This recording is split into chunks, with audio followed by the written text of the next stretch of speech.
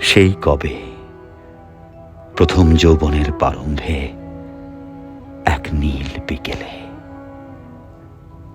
সূর্য তখন সানাই হয়ে নেমেছিল গ্রামের কাঁধ বেয়ে। ঠিক সেদিনই আমি চুপচাপ মরে গিয়েছিলাম। কেউ টের পায়নি, না পথের মানুষ, না ঘরের মানুষ, না আকাশের কোনো নীলচে পাখি। শুধু আমি জেনেছিলাম হঠাৎ একটা নিঃশ্বাস স্তব্ধ হয়ে গেল, একটা সবুজ মন চিরতরে মরে গেল।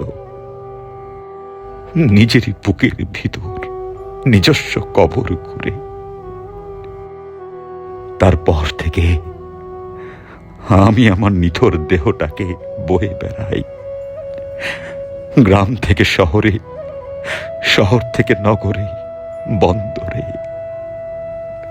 লোকালয় থেকে নির্জন নদীর ধারে, ব্রথেলে, অফিস আদালত, প্যাগোডায়, মসজিদ মন্দিরে। কত আয়োজন করি, কাফনের কাপড় জোগাড় করি, মাটি খুঁড়ি নিজেই গোর খোদক হয়ে, দোয়া পড়ার জন্য খুঁজি করুণ কোনো কণ্ঠস্বর। কিন্তু শেষ মুহূর্তে কোনো অজানা হাত কিছু না কিছু করে থমকে দেয় সবকিছু। কখনো সময়ের অজুহাত, কখনো পরিবারের প্রতি প্রেম, কখনো এক অদৃশ্য দেয়াল যা আমি টপকাতে পারি না, যার নাম আমি প্রকাশ করতে পারি না। তাই দাফন করা হয় না এই মৃত লাশ। এখন মানুষের ভিড়ে দাঁড়িয়ে থাকি, তাদের হাসি শুনি, আনন্দ দেখি, তাদের অপার আনন্দের গন্ধ নেই। কিন্তু আমি নেই তাদের কোথাও, যেখানে আমাকে রাখলে বেঁচে যাই। আমি এখনো একাই বহন করি একটা অসমাপ্ত বিদায়ের ভার। কতবার ভেবেছি আজ বুঝি শেষ হবে এই যাত্রা, আজই বুঝি ক্ষুধার্ত মাটি আমাকে ডেকে নেবে।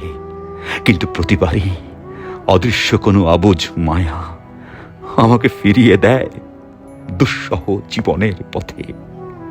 এ যেন এক অন্তহীন শোক যাত্রা, যেখানে মৃত নিজেই নিজের শবযাত্রী।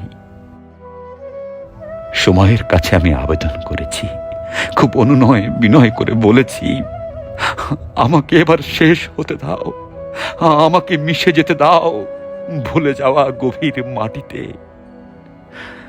সময় শুধু পরিহাসে হেসেছে, নির্লিপ্ত, নীরবে, নির্মম নিয়মে।